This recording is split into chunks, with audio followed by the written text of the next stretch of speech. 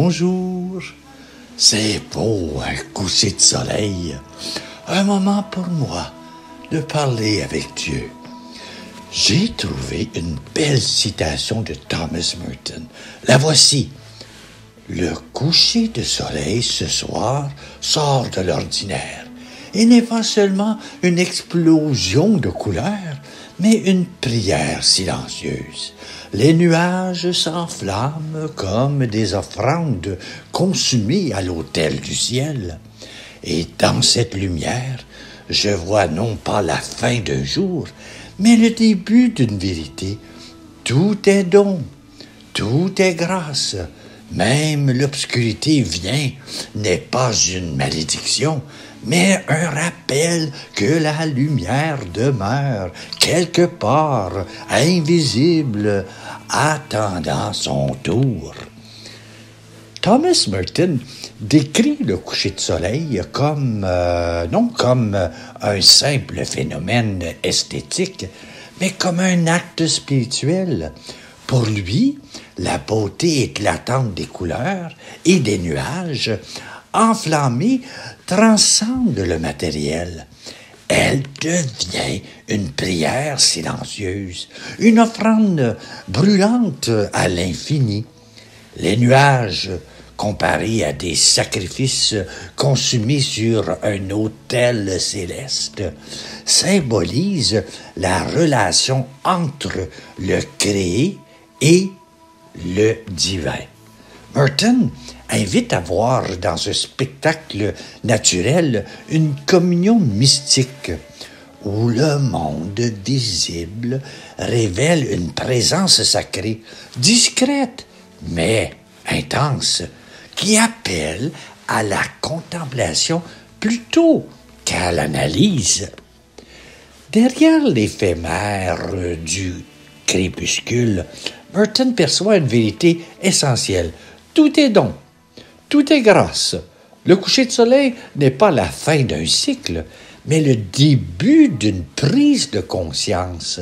Chaque instant, chaque lueur est un cadeau gratuit, une manifestation de la bonté inhérente à l'existence.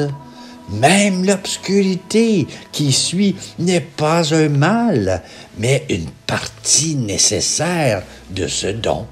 Elle rappelle que la lumière, bien qu'invisible, persiste ailleurs, prépare un renouveau. Cette vision transforme la mélancolie du déclin en espérance, en confiance en un ordre caché. Enfin, Merton réinterprète l'obscurité non comme une malédiction, mais comme un symbole de foi. La nuit qui tombe n'est pas une absence, mais un rappel de la permanence de la lumière de Dieu, même voilée. Elle enseigne à accepter les cycles de la vie avec humilité, en reconnaissant que ce qui semble disparaître demeure en réalité en gestation.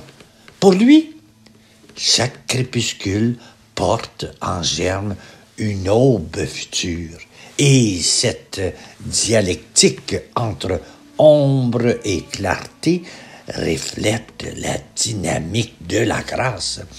Ce qui est donné ne se retire jamais totalement. Il se métamorphose.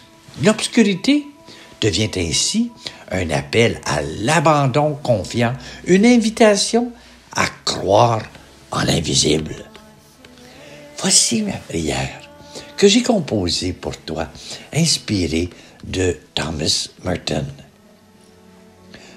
Dieu des cieux, qui te déploie en silence, ce coucher de soleil n'est pas qu'un spectacle, mais une prière sans mots, brûlante d'offrande. Dans cette lumière qui décline, je ne vois pas la fin, mais l'éveil d'une promesse. Tout est don, tout est grâce, même quand l'ombre étend son manteau. Elle murmure que la lumière veille cachée. Apprends-moi à accueillir la nuit, que je demeure en toi. Ce coucher de soleil n'est pas un adieu, mais un murmure sacré. Dans ce silence où le ciel embrasse l'océan, apprends-moi à prier sans mots. Fais de moi un veilleur patient qui reconnaît ta gloire dans l'éphémère. Amen.